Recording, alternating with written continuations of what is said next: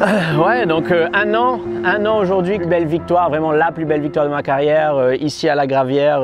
Un public de malades, une foule de malades, une ambiance de folie, la Marseillaise, toute ma famille, mes amis. C'était vraiment inoubliable. Même un an après, j'ai encore des émotions quand je pense à cette journée. C'était comme si c'était hier en fait, vraiment. Ça se passe tellement vite la journée parce que tu es tellement dans ta bulle et tellement concentré et tout.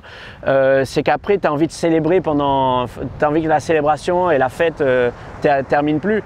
Et bon, on a bien fêté ça, j'avoue. Mais bon, ouais, j'en retiens des super souvenirs.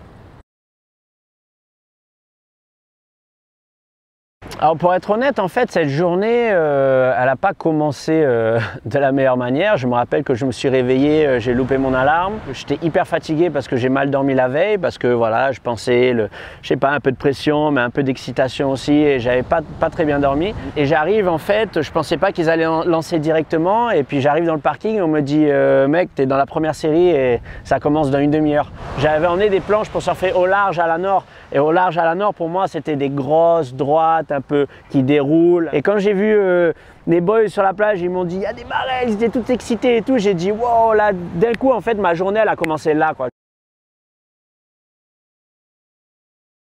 Je suis arrivé tellement à la bourre qu'il n'y a même pas eu le temps de faire une stratégie pour cette première série. Tout ce que j'ai retenu, c'est que c'était au large et qu'il y avait des tubes. Je ne savais même pas où il était le pic, j'avais une petite idée quand même parce que j'ai quand même l'habitude de surfer la Nord. Mais on va dire que la Nord qui tube comme ça, c'est assez rare. Donc voilà, avant la série, j'avais Mickey Picon qui était là, j'avais Fred Robin, j'avais mon père. Et puis du coup, ils étaient là quoi. Ils m'ont dit voilà, bon, tu passes par là, tu te mets à l'eau et puis là, je mets mon leash et ils m'ont dit il y a des tubes, il y a des tubes.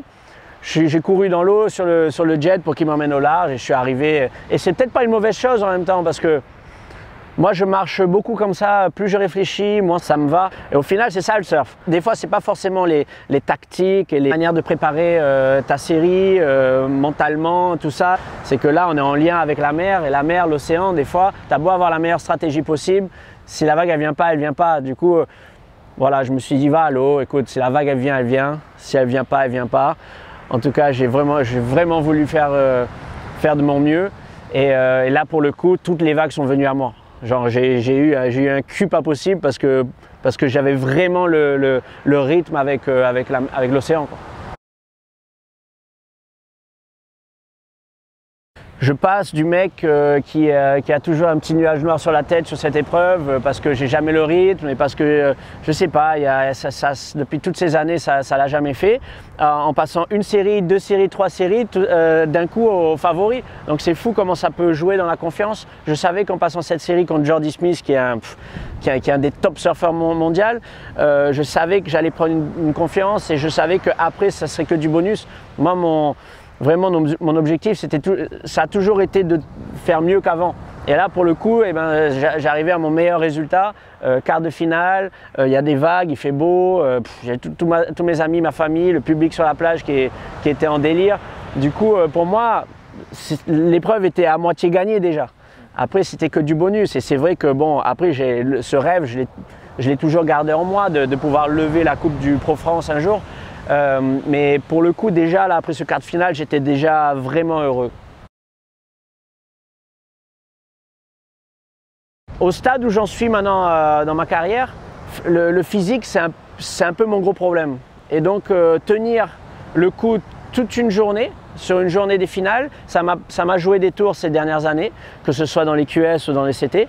Et du coup, là, mon objectif, c'était d'être bien dans les séries et d'avoir le bon rythme et de ne pas avoir des jambes et gérer mon corps quoi.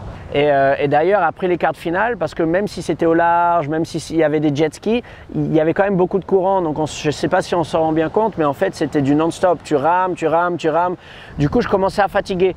Et je me rappelle après le quart de finale, je suis revenu là dans la tente des compétiteurs et je l'ai dit tout bas, j'ai dit à mon père, j'ai dit j'ai plus de jambes, je suis mort.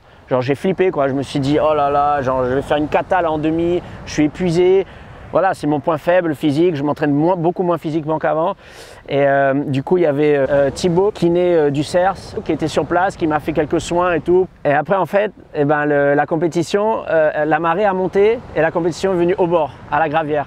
Et pour moi, c'était super positif ça, parce que je me suis dit, ça vient au bord, ça veut dire moins de rame, ça veut dire mieux physiquement pour moi. La Nord, mine de rien, je surfe énormément à la Nord dès que ça casse, dès qu'il y a un peu de taille et tout, j'y vais, je prends des grandes planches, voilà, 8 pieds ou 9 pieds, puis je vais ramer un peu. Et donc je connais quand même pas mal ce spot. J'étais quand même assez confiant à l'idée d'aller surfer à la Nord. Et même s'il y avait des petits tubes, et il y avait des gros tubes et tout ça, à gauche, à droite et tout, le pic reste le même. Et la Nord, si j'ai appris une chose avec toutes ces années, c'est que quand il y a une série qui rentre au Nord, tu peux être sûr que la prochaine série va rentrer au Sud. Et ça, en fait, il y a pas mal de gens qui se sont fait un peu piéger parce que dès qu'il y avait une série qui rentrait au Sud, les surfeurs allaient directement au Sud pour essayer d'être bien placés pour la prochaine. Sauf que moi, je faisais le contraire en fait. C'était un atout pour moi d'avoir surfé toutes ces fois à la Nord parce que ça, je le savais et je pense que les autres surfeurs ne le savaient pas. Et c'est pour ça que même ce quart de finale contre Ryan Callinan, ça a monté un peu. Je prends une petite vague et puis on me voit aller à fond au Sud pour pouvoir essayer de choper cette série du Sud. Et c'est là où j'ai eu ma meilleure vague.